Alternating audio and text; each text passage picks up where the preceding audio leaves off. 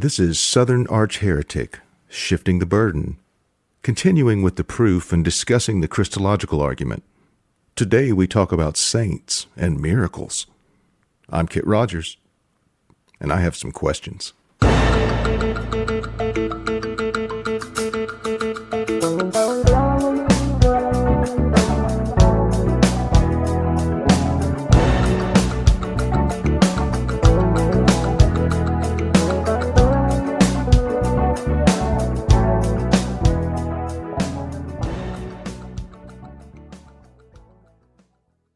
Welcome back to my Shifting the Burden series, where the proof for the existence of God is placed into a criminal trial setting, and the burden is on the believer to prove their case beyond a reasonable doubt. The non-believer is presumed correct in our exercise. How does the evidence hold up? Let's explore it. Saints and miracles. While puzzling over how I would address miracles other than those mentioned in the Gospels, I became overwhelmed thinking about the line of individuals just from my family. The believers could queue up as witnesses to take the stand and testify in order to convince the jury that God healed them from this or that infirmity. I'm sure any number of folks would be willing to testify about how they feel the presence of God in their lives and that He guides their decisions. When a person witnesses to the rest of a Christian congregation regarding their personal experience with God, it's referred to as testifying. We used to visit my dad's side of the family once or twice a year. I always enjoyed going to church services on Wednesday night, Sunday morning, and Sunday night. It was so different from the Catholic Mass.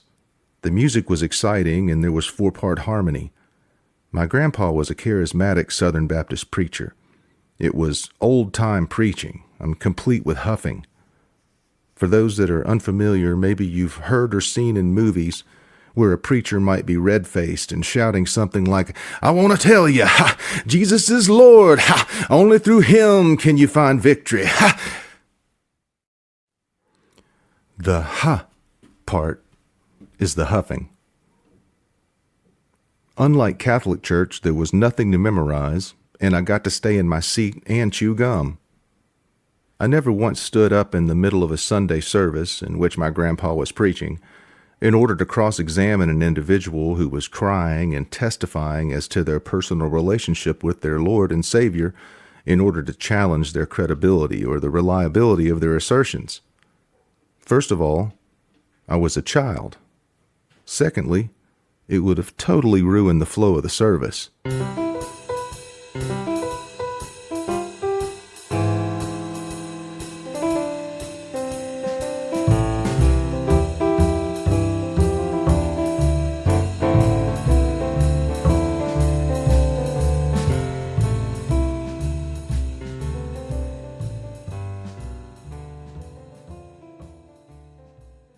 I'm certain some of you who are reading this may have experienced unexplainable things or have close friends and or relatives that claim extraordinary experiences due to their faith in God. I want to address the personal relationship with Jesus or God, and I will. But first, let's talk about saints and miracles.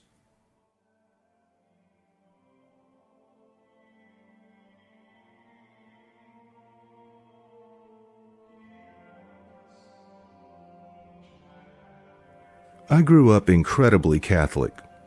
One aspect of Catholic education that I remember being particularly fond of was learning about the lives of the saints. I recall thinking that there were some pretty cool stories.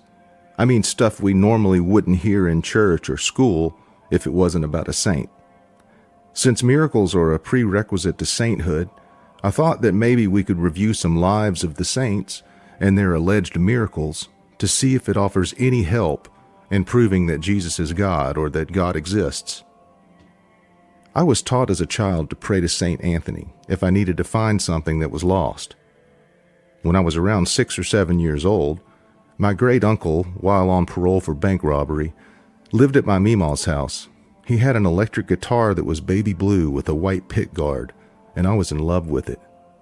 He showed it to me once, and from that moment, I knew I had to hold it and try to play it. One day, I was at Meemaw's house and thought about that sweet, sweet guitar. I said a quick prayer to St. Anthony to help me find it, just like I was taught. I walked directly to Meemaw's closet, opened the sliding door on the right side, pulled back the hanging clothes, reached in, and found the guitar. Freaking miracle. It worked. I was a believer. That's all it took. Well, that and the repetitive conditioning from birth. Aren't we all Pavlov's dog? You should probably know that I found other things in that closet over the years as well. It was one of her hiding places.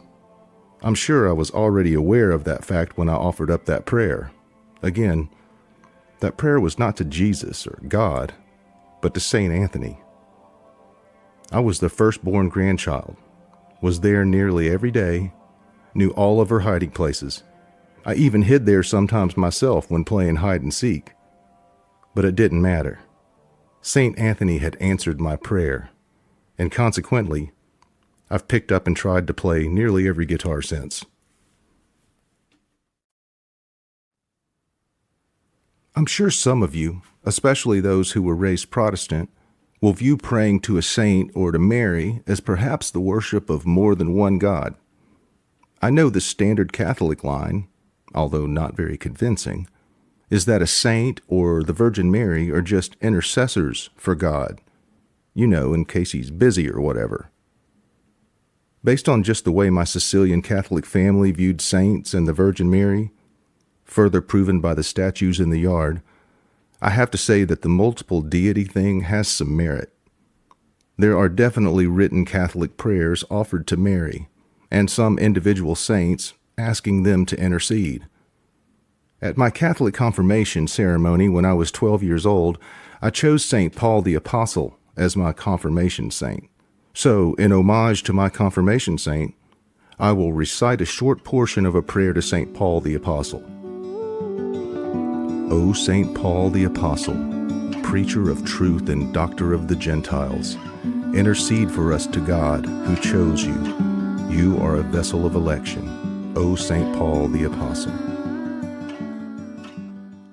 That, to me, sounds as if supernatural entities other than God can respond to prayer.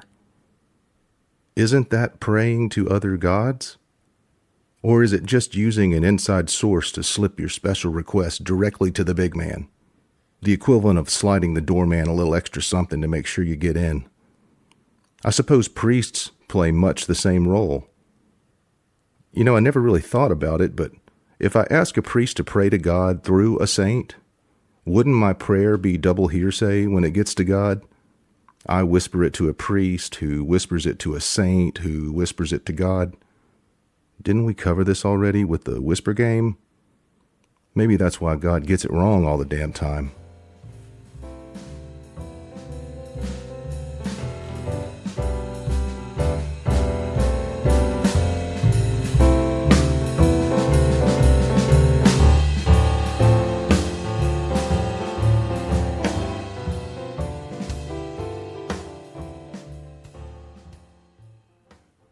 Maybe since he was my confirmation saint and all, a good place to start in our discussion of saints is St. Paul the Apostle.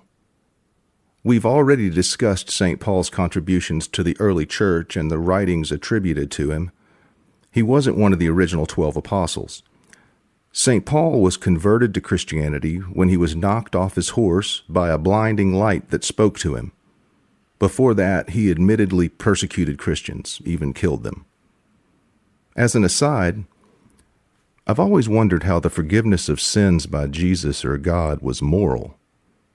How can someone unaffected by the sin itself forgive the perpetrator of the sin? It seems awfully presumptuous and morally reprehensible to suggest that a sudden realization that Jesus is God and should be worshipped cancels out all of your past bad deeds.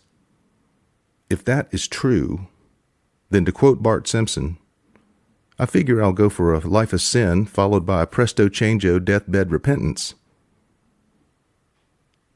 I can't help but think how unfair it is to the actual victims of your sins or crimes. If you sin against me and I don't forgive you, how dare you make yourself feel better just by pointing to the sky and saying Jesus forgives? It doesn't do a damn thing to make me whole. The prisons are filled with individuals who, when they aren't stealing, raping, and murdering, consider themselves to be faithful Christians. God works in their lives, and their Lord and their family is everything to them. Just ask them. Or better yet, just ask their mother. They just keep praying and they know that God will work to set them free from prison sooner than expected. Usually there's no sense of irony from the prisoner, no matter how hideous, malicious, or violent the crime they sometimes admittedly committed. Recidivism is a real thing. So just how much Jesus works in a prisoner's lives when they're not in prison is another story altogether. Another old trial-weathered defense attorney friend of mine tells a story wherein the mother of his client, just prior to trial for first-degree murder, facing overwhelming evidence of her son's guilt, asked him to pray with her to Jesus for justice. My friend calmly informed the nice lady that she may not want to pray to Jesus for justice. What she really wanted to pray for was an acquittal. The Lord truly works in mysterious ways.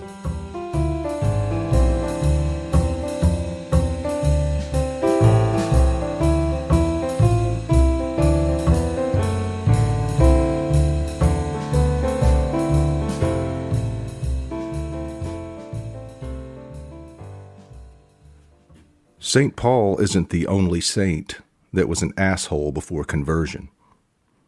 It seems to be a running theme.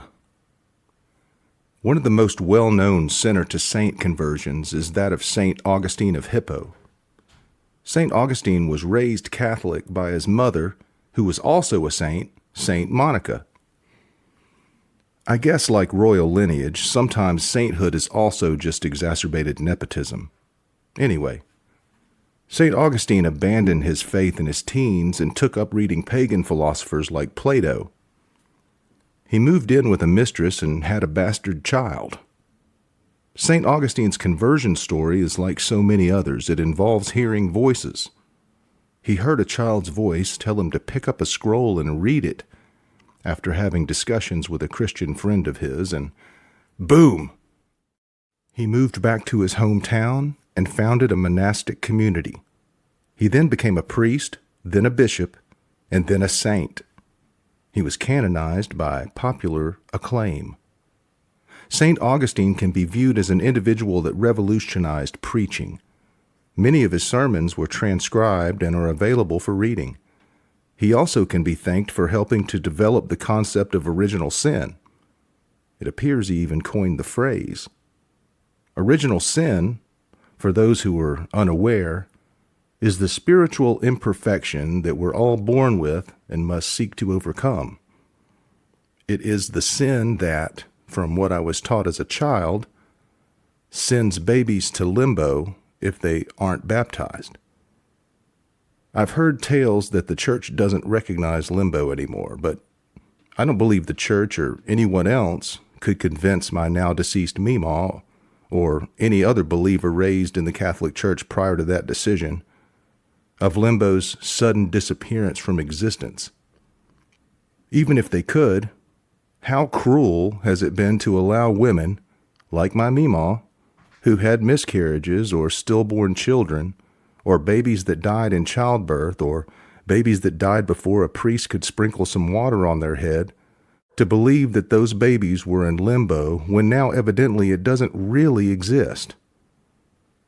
Just like any other proclamation that comes from divine revelation, I guess those who lived and believed the unerring doctrine of the church prior to the most recent epiphany are just fucked.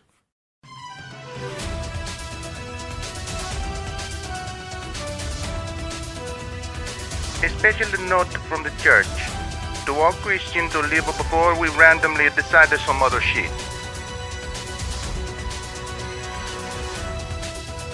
Sorry, our bad. I guess we must all bear our cross, especially you.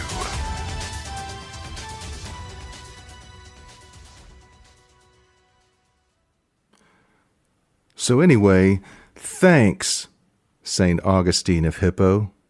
You not only designed a reason for self-hate and vicariously a holding cell for all those unbaptized babies, born and I presume unborn, but you may also be the inventor of Catholic guilt.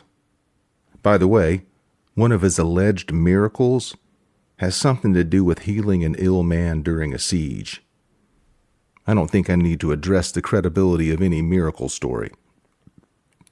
It doesn't seem to be of emphasis, since he produced so much for the church. If a human being can be instrumental in the invention and construction of a pre-existing spiritual condition on humanity, original sin, and if that pre-existing spiritual condition can only be cured by a certain type of man, I mean with the penis, who mumbles specific sounds while pouring water on the infected individual, and that same pre-existing condition due to quarantine rules requires an actual celestial holding cell for the souls of those who missed out on the sacred water ritual through no fault of their own, then I suppose another human can also raise that celestial holding cell. I mean, we get to keep the original sin because, well, Adam and Eve royally screwed the rest of us by being curious. We just lost limbo.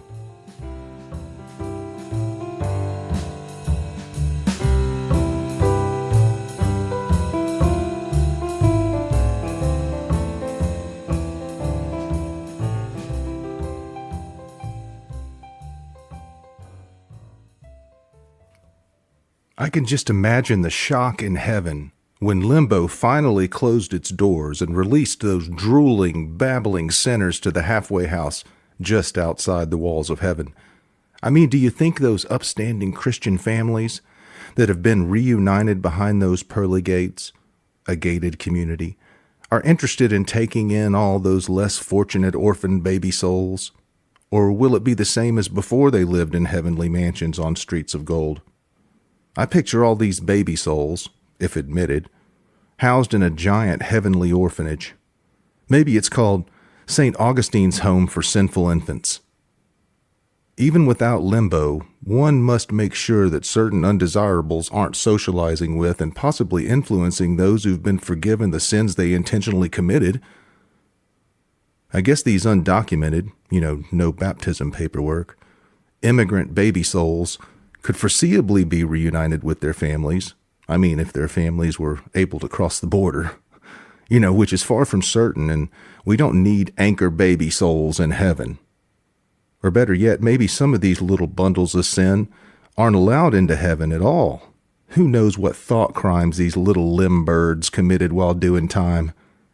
Everyone knows that if you want to learn how to be a proper sinner, some time in celestial juvenile detention conversing with a shady fetus might just be the thing. Funny, this seems like even more proof that maybe all this, not just the part I make up, is just some shit some folks are making up as they go along, and that this human invention called God and religion has historically been cruel in its wishy-washiness. Another example of sainthood being a family tradition is the canonization of Saint Olga of Kiev and Saint Vladimir the Great, her grandson. Saint Olga was the first recorded female ruler of Russia.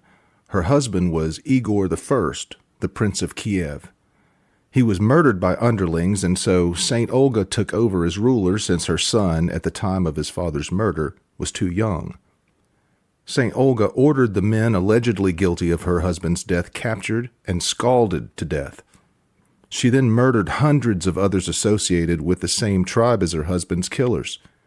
St. Olga is also known for the execution of almost 5,000 men at a feast held in her honor. She was a ruthless and brutal tyrant, but her sins were forgiven by a higher authority. So all those humans that feel slighted in some way, for instance, those who were tortured and murdered, can stick it. She converted to Christianity and was baptized against the wishes of her pagan son who had become ruler. But never fear, her grandson would make Christianity the official religion of the nation after gaining power, which I assume was the first and maybe only step on his path to sainthood. St. Olga's grandson was St. Vladimir the Great. Their nation was torn by civil conflict, with the warring sides each led by one of St. Vladimir's half-brothers. This forced him to flee to Scandinavia. He put together an army and returned to take the throne by murdering one of his half-brothers. He was a brutal and merciless ruler, just like his saintly grandmother. Prior to his conversion, he built a temple to a pagan god and ordered the sacrifice of a father and son for its consecration. He had 7 pagan wives, which he traded in for an upgraded Christian single after conversion. Anyway, he seems like the perfect candidate for sainthood. He's the kind of guy that makes me feel like I might have a shot at sainthood, should I ever hear a voice that convinces me to convert back to Christianity and in order to help me consolidate my kingdom and power. Just kidding, I don't have a kingdom or any power, so I guess I'm screwed. Besides, I don't think I've been evil enough throughout my life for my conversion to really mean that much. I just haven't been flashy enough with my brutality to garner the envy of the religious. I think the church is more interested in 180-degree pivots toward the proselytization of faith in Jesus as the Son of God than it is incremental differences in actual ethics.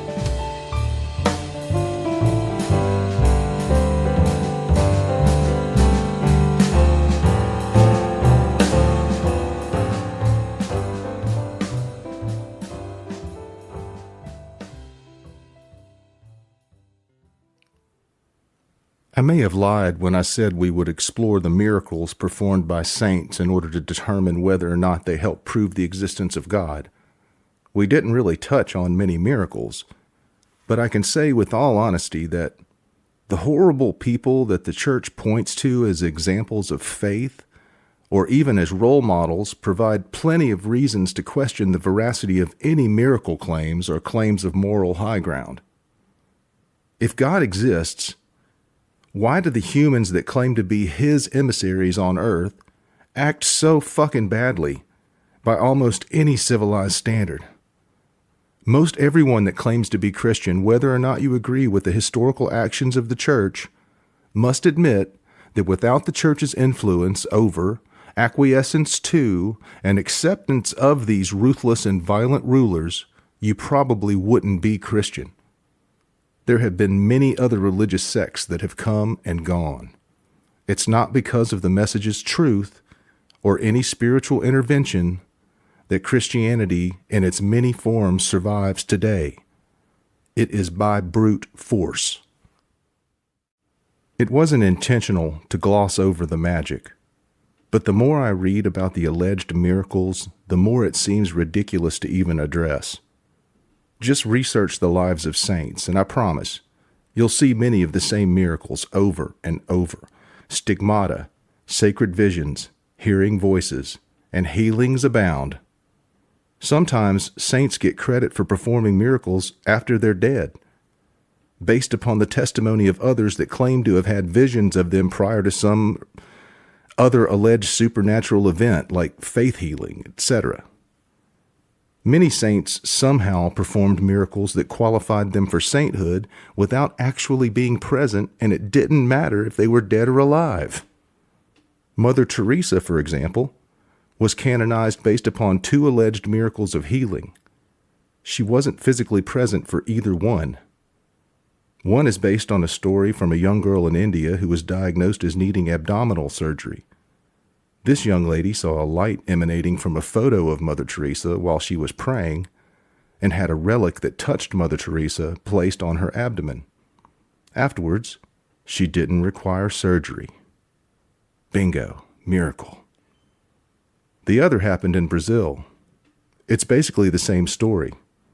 A man had abscesses and fluid on his brain.